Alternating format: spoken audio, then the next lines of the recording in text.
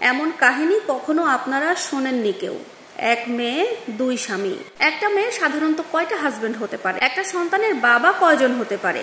কে বাবা? এটা নিয়েই আজকের ঘটনা। মনোযোগ সহকারে শুনেন, অনেক মজা পাবেন, কারণ এরকম গল্প, এরকম ঘটনা আপনাদের সাথে এর আগে কখনো শেয়ার করা হয় নাই। এটা একটা হিন্দু মেয়ে এবং সে বিবাহিত। এটার হাজবেন্ড ইউরোপে থাকে এবং মেয়েটাকেও ইউরোপে নিতে হবে। আর হাজবেন্ড যেহেতু সেখানে গিয়ে প্রসেসিং করতে পারছে না, এই জন্য মেয়েটা একটা বুদ্ধি বের করলো। আর কন্ট্যাক্ট ম্যারেজ বলতে এটাই, অনেকেই কিন্তু আপনারা জানেন যে বিয়ে করবে, বিয়ে করার পরে বিদেশে যাবে, বিদেশে যাওয়ার পরে আবার বিয়েটা তারা ভেঙে ফেলবে, এমনটাই। এবং পরবর্তীতে মেয়েটা এমনটাই করে এবং পরবর্তীতে সে লন্ডনে চলে যায়। লন্ডনে যাওয়ার ঠিক 3 দিনের মাথায় সে একটা কাজে জয়েন করে। আর যে কাজে তিনি জয়েন করেন, মেয়েটা যে মানে কাজের জন্য পারমিশন দিয়েছে, কাজের মালিক, তার সাথে মেয়েটার 3 দিনের মধ্যে একটা সম্পর্ক হয়ে যায়। আপনারা বলতে পারেন যে সেটা একটা পরকীয়ার সম্পর্ক। মেয়েটা তার মালিককে আবার কখনো জানায় নাই যে সে বিবাহিত।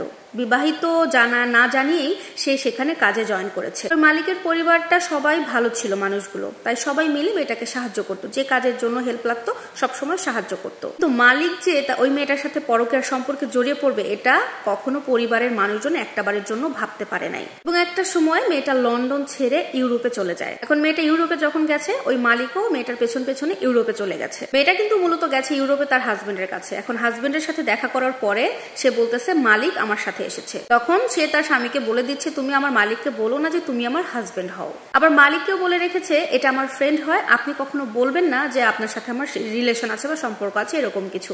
মানে দুইটা মানুষকে দুই তরফ থেকে একেবারে ধোঁয়াশার মধ্যে রেখে দিয়েছে। এটা দুজনকে বলে মেয়েটা দুজনের সাথে সম্পর্ক বেশ সুন্দরভাবে চালিয়ে যাচ্ছে। কিন্তু এর ভেতরে মেয়েটা প্রেগনেন্ট হয়ে যায়।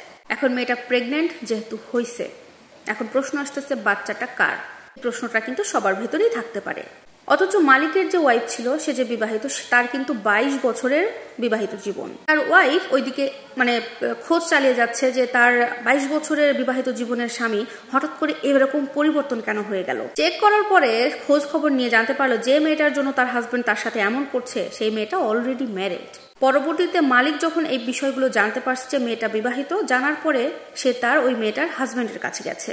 ওই হাজবেন্ডের সাথে বেশ কিছু সময় মালিক কথাবার্তা বলার পরে তাকে বলতেছে যে তুই তোর বউকে ছেড়ে দে, তোর বউ তোর সাথে থাকবে না। ওইদিকে হাজবেন্ড বলতেছে যে আপনি ওর কাছ থেকে সরে যান, আপনাদের রিলেশন ব্রেকআপ করে দেন, ও আপনার সাথে আর রিলেশনে যাবে না।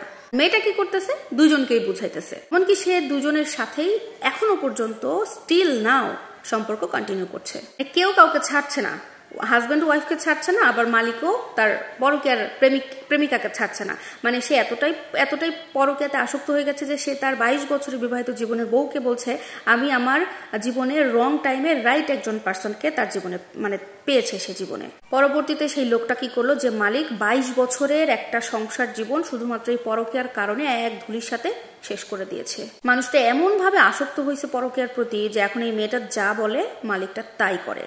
এমনকি মেয়েটার হাজবেন্ড আছে এটা জানার পরেও মালিকটা ওই মেয়েটার পিছু ছাড়ছে না। আমার এই ভিডিওটা ওই মালিক পর্যন্ত পৌঁছাবে কিনা আমি সত্যি জানি না, তবে আমি আমার ভেতর থেকে একটা কথা বলবো। আপনি যে বলেছেন যে রং টাইমে রাইট পারসন পেয়েছেন, বিষয়টা কিন্তু এমন না। রাইট টাইমে আপনার ক্যারেক্টারটা ঢিলা হয়ে গেছে, জাস্ট এইটুকুই। এটাই হলো মূল সমস্যা, আর কিছু না।